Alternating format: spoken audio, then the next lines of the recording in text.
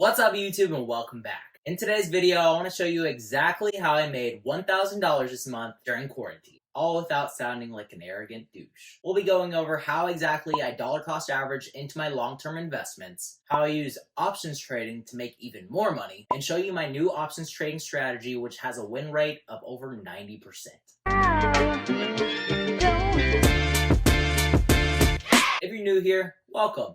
I'm Greg. I like to talk about the stock market, options trading, and sometimes some conspiracy theories that actually end up coming true. Cue in Spy Falling today. If you're interested in any of these, hit the subscription button down below. That way you can keep up with my newest conspiracies. First, let's get into how I made the most of my money during quarantine. And this is dollar cost averaging into the market and riding the wave up. If you don't know what dollar cost averaging is, I've made a lot of videos on this topic. But essentially what this is you put money into the market over a certain period of time instead of putting your money all in at once. Right now I'm fortunate enough to have $1,000 of discretionary income each month. And with this extra income, I invest $250 a week into long-term investments. This way I'm able to catch the highs, catch the lows, and average into the market. I know a lot of people are struggling right now and don't have a lot of money that they can get their hands on, but I strongly encourage you to invest any money that you're not using on non-essential expenses and put this into the market. With fractional shares, Robinhood has made it to where you don't have to have the full amount of money to buy into a stock. Right now, you could literally invest one single dollar into Tesla and watch that dollar grow.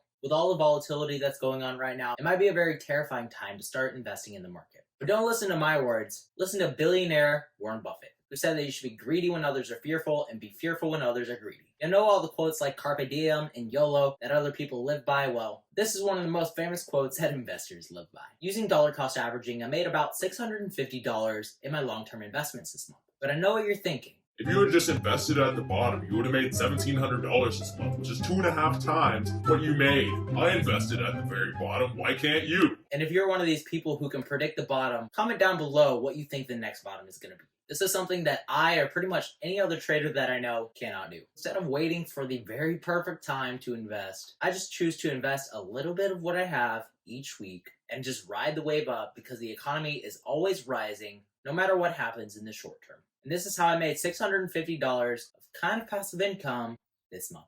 If you're some sort of math whiz and you're doing some quick maths right now, 1,000 minus 650 is $350, which is how much I made with options trading this month. I only invest about 5 to 10% of my total account in options trading because it's extremely risky. Typically, if you invest $200 into a quality stock, you won't see that stock go to zero in a single week. But that is very possible with options trading. Last month, I bought 2 puts against General Mills and Netflix, and both of these options contracts expired worthless. This means that I lost all $400 that I invested into these 2 companies. In fact, I've blown up my account a few times now.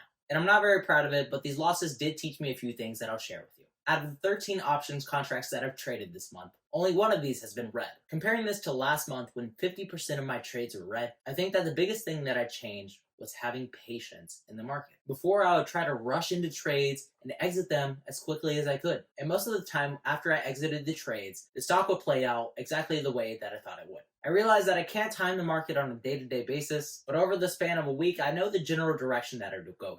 And to do this, I do my research on the industry as well as the overall market, and then take a look at the charts to see if the stock or the ETF is undervalued or overvalued. I will buy an option if and only if the news surrounding the stock also matches up with the technical analysis. I want to show you exactly what my new trading strategy looks like in action by showing you an option contract that I bought yesterday and I ended up selling it today. So with all that said, guys, let's get into the trades.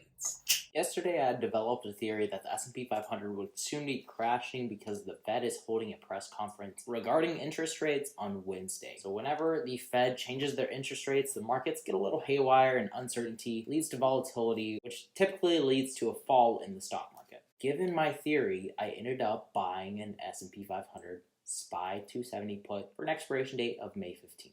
I bought this for $280 on April 27, 2020 at 11:56 a.m. Let's look at the chart, see why I saw value in this. So I was looking at the 180-day chart, and it was right around this 287.50 resistance. You can see it hit it here, and came back down, so it started to trend up. So I bought a put against this right around this mark here. You can see that the MACD down here was starting to trend down, and the implied volatility was super low. My technical analysis was lining up perfectly with my theory, and that's why I ended up buying this put. So given this, let's see why I sold this today. This morning, the S&P 500 was up to 291.45. Now I was pretty terrified at this point, but I knew in the back of my mind that I was probably going to sell off because look how overbought this was overnight. I ended up holding this even though I was down $70 for this contract, and it paid off to have this patience. We saw it come down all the way to 285.66, and I ended up selling this contract right around here, and I'll show you my trade confirmation. Here's where I sold this put. So I sold it for $350. I locked in $70 of profit, which was about 20% of my initial investment, and I closed this at 11 a.m. And ultimately, what I want you to understand from this video is to have patience in the stock market. If you're long-term investing, continue to use dollar cost averaging to invest what you can and just wait this recession out. After every recession in US history, the stock market has always recovered. While everyone is saying it's different this time, it's just different, that's exactly what they said during the last market crash. Now, if you're an options trader, make sure that your theory and your value analysis both line up before you buy into an options contract. The best trade that you can make is simply having patience and waiting for the trades to come to you. So this is my account balance right now. It's moving around a lot. I'm at 61.5703. I'm actually down just a little bit today, but for this month, I am up nearly 20%. That is the end of today's video, guys. Thanks for tuning in. Remember to stay positive, stay green. I'll catch you in the next one. Bye, guys.